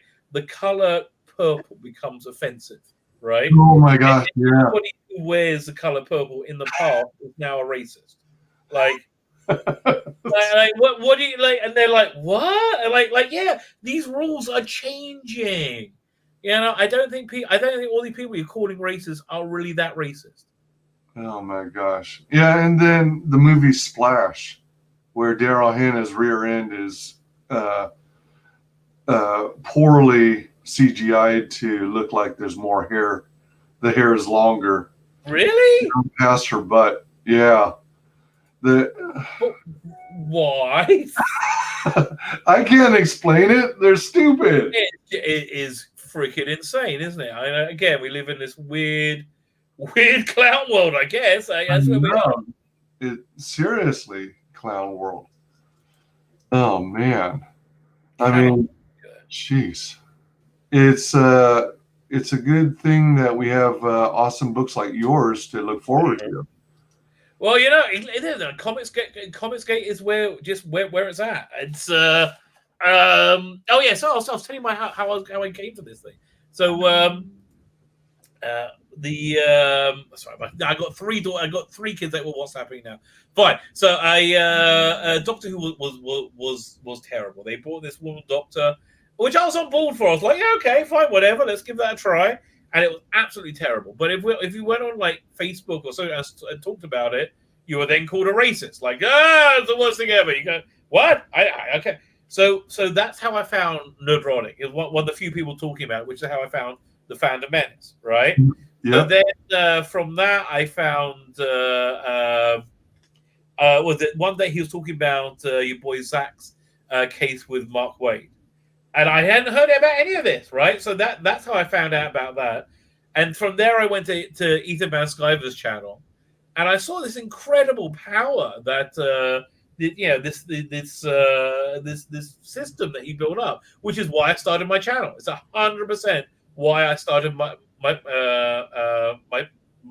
channel, and I started work on a book to sell when I had it ready. So that basically this is my first phase of that. But what I really want to be doing is if I can do 4 campaigns a year, that'll be freaking awesome. 4 books a year. Yeah. So this one coming up, I got Crown of the Empire. The next one after that, I'm really into doing. I want to do a Superman book, and obviously I will change it. So he's Homeland, whatever. It's so easy to change these things to make it your own, right? Mm-hmm. So, but what I want to do with it is have first I want to like reference the majesty of Superman, which I think they really nailed in those like Richard Donner movies, those original 1970s. Like, I love those. Yeah, I mean that music. Guess what? So anyway, so the basically starts off. His Fortress of Solitude is going to be like this massive crystalline metal structure in the lower atmosphere. So he starts off is a close up of him like petting his dog, because like dog ownership is pure Americana, right? And that's what Superman is, pure Americana. Starts close up of him like petting his super dog. You pull back and you kind of get in your head. You hear that soundtrack, and you pull back. You see this massive structure. And so that universe's Lois Lane is interviewing Superman that day, right? So he brings her up, but then we're going to get Mr. Meplisnik, Mr. Meplisnik, or one version of him. He's going to turn up, boom, hit Superman with this reality ray, and then the next page it'll go into like a 1930s Superman, that kind of style, right? Oh my god! And so you go through all the different eras of Superman. He's got to like fight his way out of each one. Oh wow! The next one. So it's basically a massive appreciation of this character over the last nearly 90 years or so. Huh. That sounds and then, at the end we'll get like an SJW Superman. He breaks through to nearly our reality, and then he's a black woman. He's like, what the hell? What happened to me? Before he ends up in our reality, and then I'll do a backup strip, which will be Lois Lane's interview with that Superman. So yeah, that's the third campaign I want to do. Oh wow. So being a rabbi, how time consuming is it? I mean, is it like a 40-hour work week? Oh or? no, I don't work as a rabbi at all. No. It's just and also I'm probably defrocked, right? It's in a accreditation I have. It's like being a doctor. But like when I came to was it America, one of the things you had to sign when you get your rabbinical ordination is that you don't own a TV. First thing I did was buy a bloody TV when I landed in the States, right? First thing, I'm like, okay. Damn. So you lost your quote unquote. Well, they don't know about that. I haven't officially lost it, right? But you know, so yeah, no, I'm not working as a rabbi. The last time I worked as a rabbi was when I lived in Miami, and I was on the Jewish divorce court, which was one of my favorite jobs I ever had, right? Because we would be doing we would do all the divorces for all of South America. So we would do anything between 4 and 9 divorces a week, and like the Jewish divorce is separate, is a thing that's mandated by the secular divorce, and you can't remarry in any denomination of Judaism without this Jewish divorce. It's called a get. That was a fun little job I had. And a weird thing, whenever it was a really gorgeous woman, like a really, really beautiful woman, and a dumpy guy, the woman would always be crying and he would always be smiling. I'm like, that's a weird life lesson. Okay. I guess high maintenance, but more than once that happened. It was bizarre. Oh wow. Yeah, enlighten me on Jewish divorce. Is it viewed as is divorce generally viewed as a bad thing where the rules in place for the belief are intended to make it hard for you to divorce? No. I mean, listen, it depends. It depends. There is an element of that. Let's say if somebody is a Levite, a priest, if they get divorced from someone, they can't remarry them, right? And that's that. So those divorces you write slower. It's basically this document that you write, but no, listen, people. You would know. You get married, you grow, you go in different directions, and you need to get divorced. It's part of life, you know. It's sad, but you know, it's something that you have to make accommodation for. Gotcha. All right. Well, we're covering all kinds of topics. I told you. I'll talk to you about anything. I'll talk. I have an opinion on pretty much everything. Well, that's a good thing to have. A reminder, everybody, get in on this early pre-launch sign-up. When you have all your campaigns, since you've been making your own books and self-fulfilling, have all your campaigns been on Indiegogo? No, I did one on Kickstarter with another company that ran it for me. That was actually biblical, but this one was on Indiegogo. Was there another one? I can't remember. One was on Kickstarter. Yeah, biblical was on Kickstarter. I think this was on Indiegogo. I can't remember if I did a third one.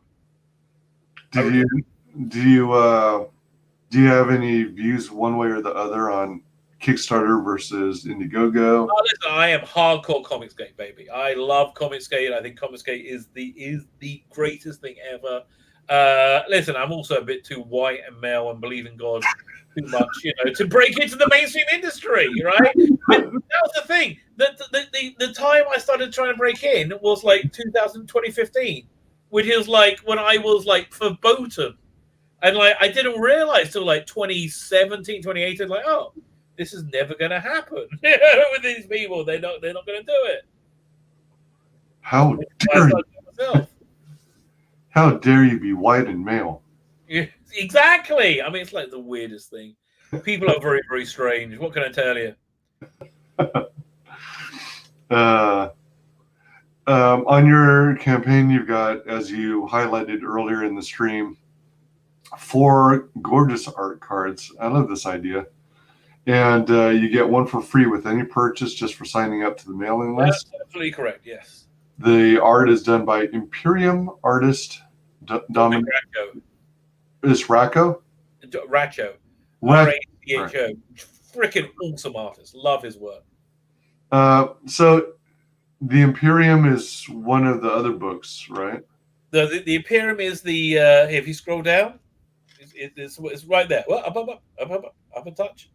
Up. There you go. Yeah, this one. That's the Imperium, and the other one's biblical. Right. Okay.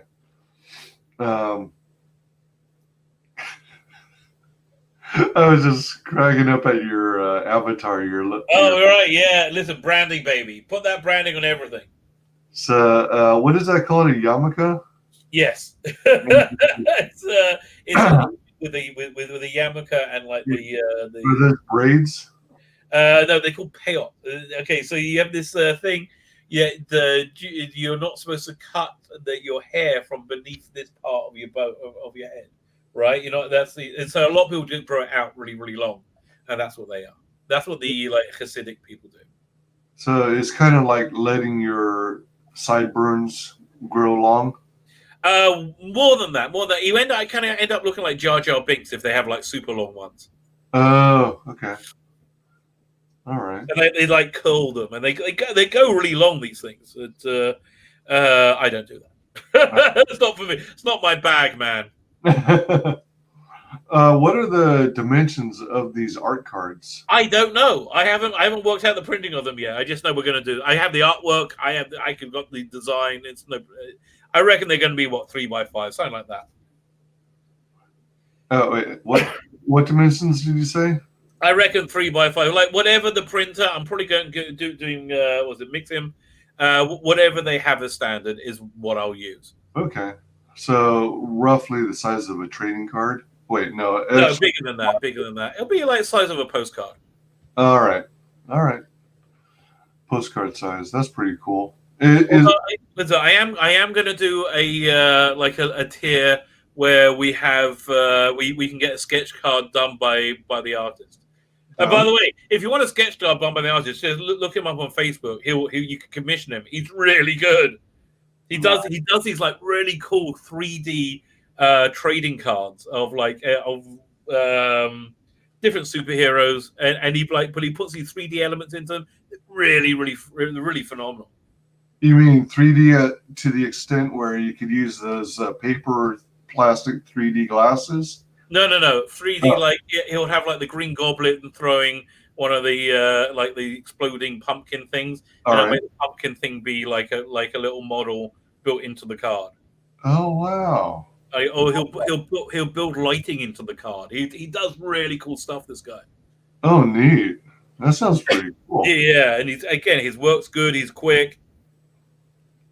Honestly, he should be a big star. I mean, this guy's work's fantastic. Right on. And these art cards, is it going to have some writing on the back, or maybe just blurb explaining what the inspiration behind it is? Yes, that's exactly right. Then back will be in probably that sort of pinkish color that I did the writing in, with the white on that pink. So the reason I chose that font, by the way, that was a font predominantly used by top shelf magazines, basically dirty magazines in England in the 1970s. It's got that kind of vibe to it. So that's why I also laid them on brown paper to make it give that somewhat grubby feel to them, right? So Gotcha. That's the plan. Nice. And then we went over Imperium and Biblical. They're already completed, so all the hard work is already done. Mind-bending graphic novels. The Imperium boasts 48 plus story pages, and Biblical a whopping 100 plus story pages. 180 plus story pages. Both packed with full scripts, commentary, design sketches, and much more. I love the addition of all the extra stuff too. That's cool. I love that stuff. I often find that stuff more, and so you actually get the journey of making these comics as I made them. So yeah, no, I love all that stuff in the comics. And the Imperium defending the 1960s from the threats beyond reality. Oh man, this is a neat looking. In the far lower left corner, I got that. That was an exclusive cover I did with. I think Bleeding Cool ran an article on it when I first did that. That's how long ago this was, right? That I was still would be somehow associated with Bleeding Cool, who have now become like the propaganda in chief. Do you have that cover? Yeah, that was more closer to when Bleeding Cool was kind of relevant. Yeah, absolutely. I do agree with you. Hang on. So is that particular cover going to be somehow incorporated into this campaign? I guess so. I mean, like honestly, I hadn't even. I really didn't even think about it. And let me just. I'll pull it up for you so you can see it closer. Oh, cool! Because I like it a lot. I think it's really nice. Yeah, 1 second. Let me. And again, I love that toilet paper segue into. Yes. James. Yeah, I put it. So yeah, listen, I just took what the artwork he did for the design sketch and played around with it a little bit with graphic design to make something interesting. Yeah, I love the color imagery. That's like something that was done in print long ago. Right. Well, that was the kind of vibe I was going for. Yeah. So the other good thing is me and Dominic have a roughly a pretty similar libidos. Like we both find the same type of people attractive.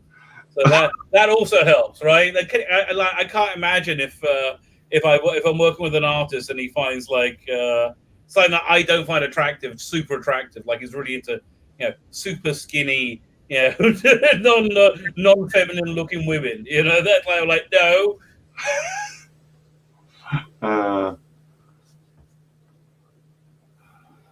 Yeah, that's cool. I like that a lot.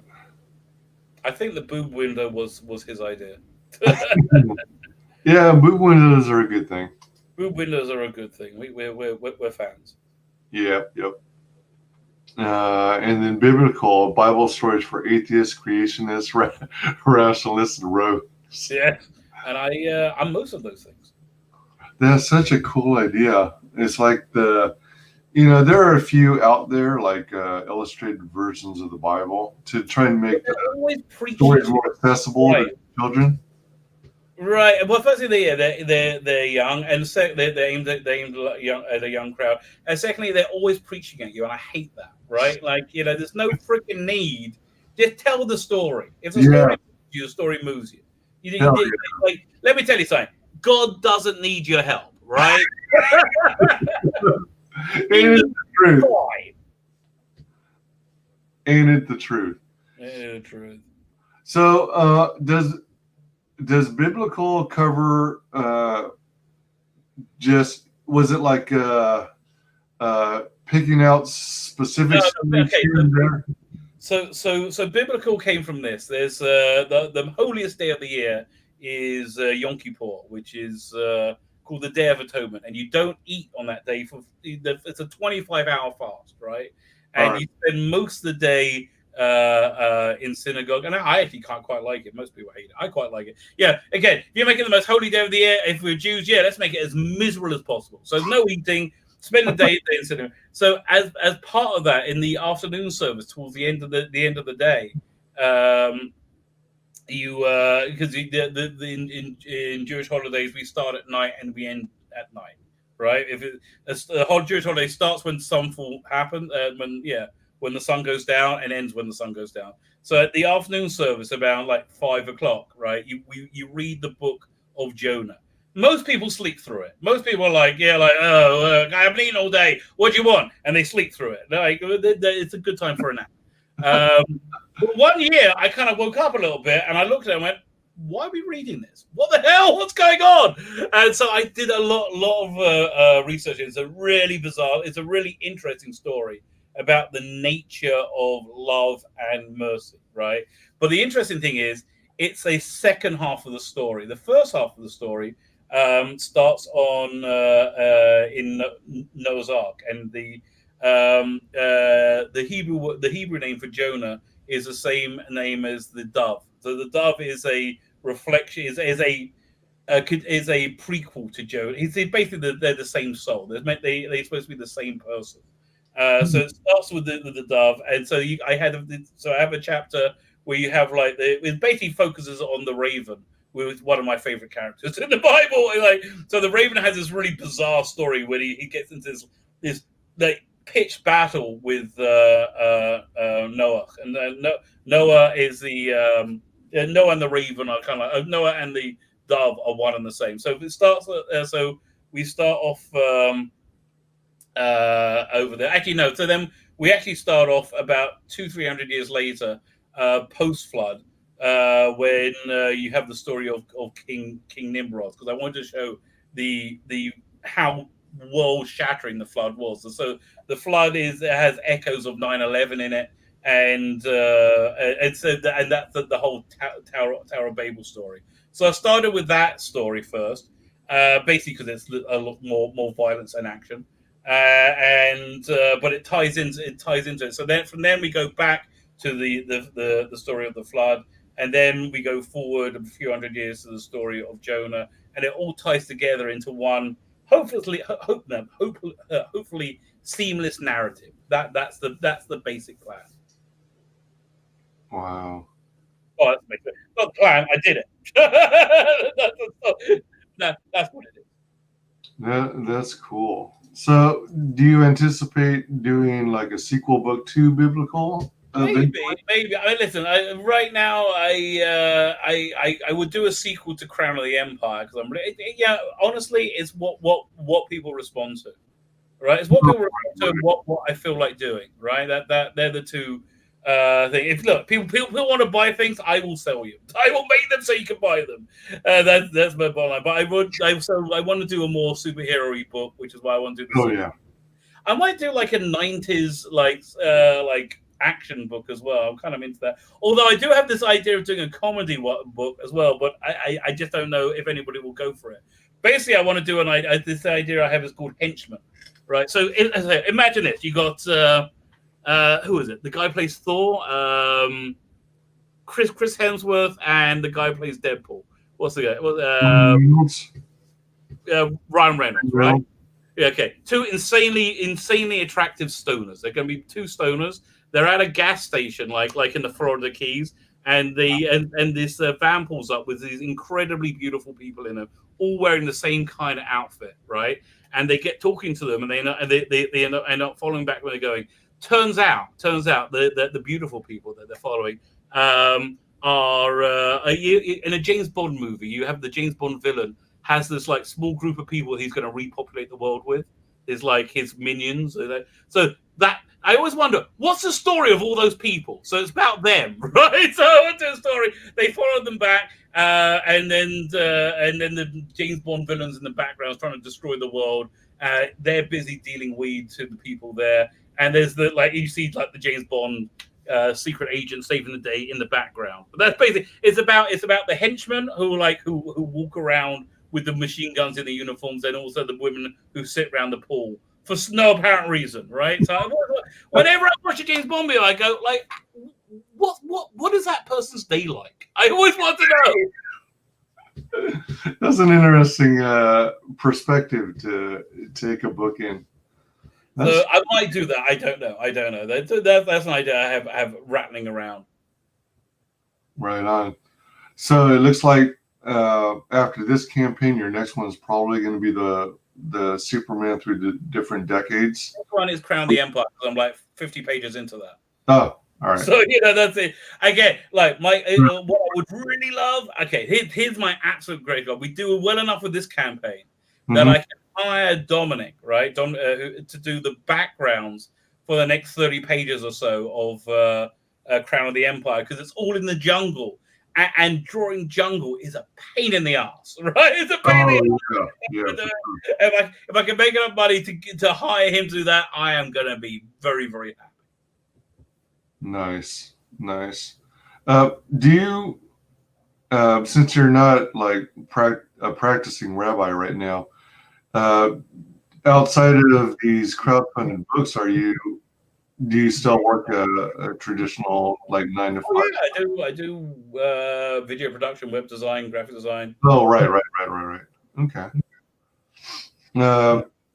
Are you approaching the point at which you might be able to, or do you even have an interest in one day doing crowdfunded graphic novels and books full time?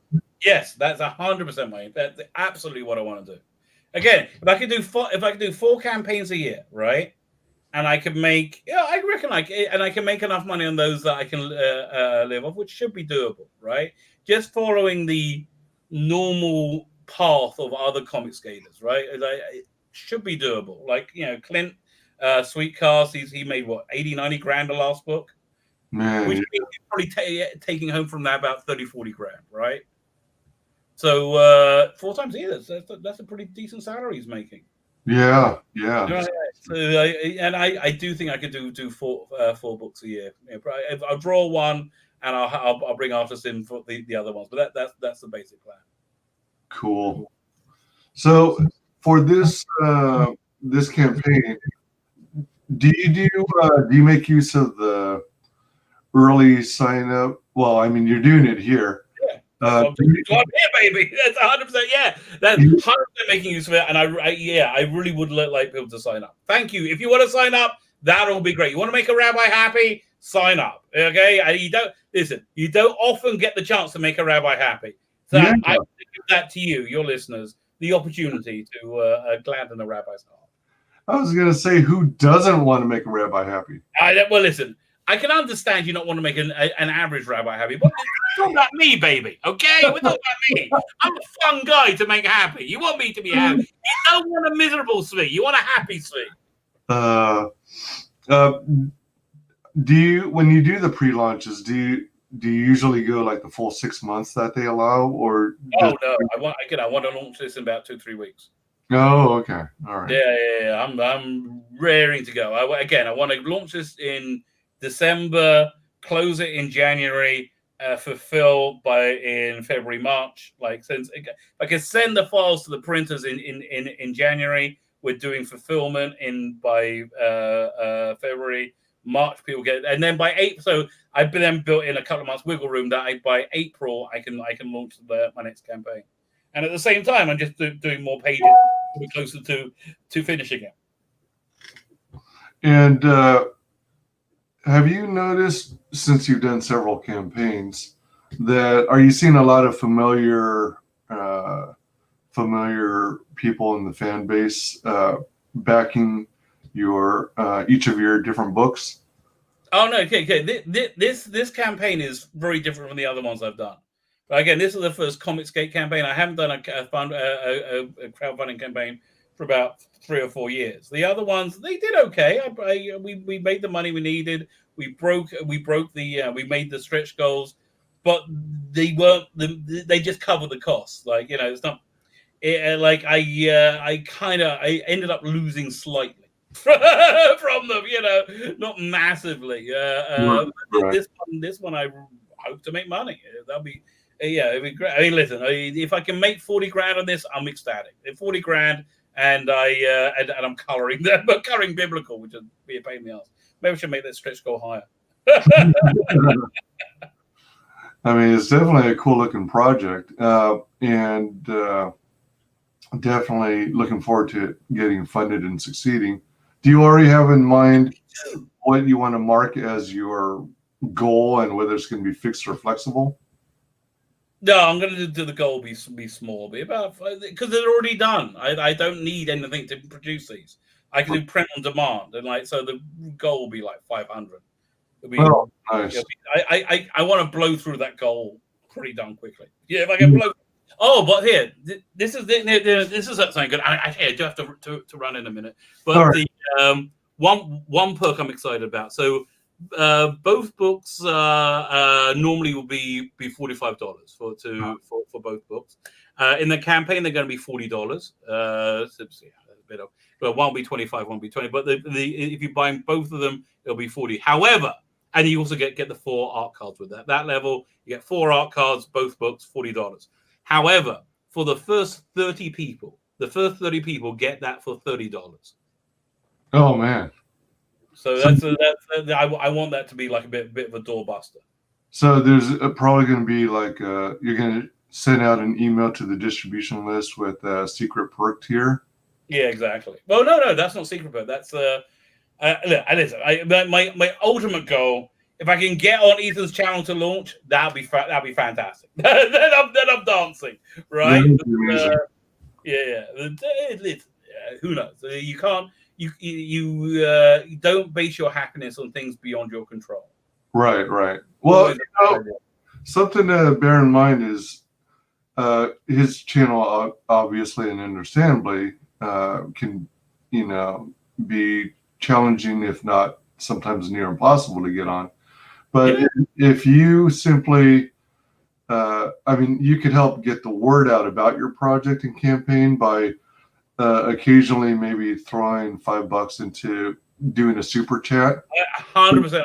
Well, the problem is though, I got to find some people to do that for me and then pay them because I can't super chat from Israel. Oh yeah, that's true. Real pain in the ass. I would do that constantly. Yeah, it's a real cheap way of advertising, and it's saying I absolutely do want to do.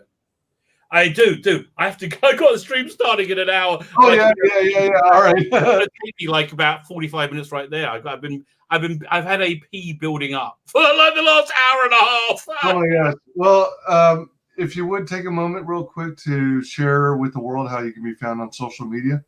Okay, fine. Go to Biblical Comics at BIBLICALCOMIX on Twitter. Go to biblicalcomics.com. On YouTube, search the Rabbi from Another Planet. The link's in the description. Go back my campaign. Go back my campaign. I cannot beg you more than I am now. You want to make a Rabbi insanely happy. Go not back the campaign. Just join the mailing list. Freaking hell! I'm not even asking any money at you. Just join the freaking mailing list. That will be absolutely awesome. And thank you, absolutely, thank you very much. Oh, awesome. Yeah, this has been a blast. Thank you for coming. Please check out WyzGyz Entertainment on Facebook and YouTube. You'll also find us on Twitter at WyzGyz Tweets. Please like, comment, and subscribe. Mark the bell for notifications, and if you want all notifications so you don't miss, hopefully, a single stream or video. And thank you to everyone in the chat for joining us. Thank you to everyone who watches this on replay, and thanks to our very special guest, Zvi. Thank you for having me. I do enjoy being had. Let me tell you. You've been had. I've been had. You've been had, sir. All right. Ending broadcast in 3, 2, 1. Guest is the only person below White Holiday in the ComicsGate phone book. It's my favorite failed clone of Peter Sameti. The YouTube how you doing? Welcome to the show.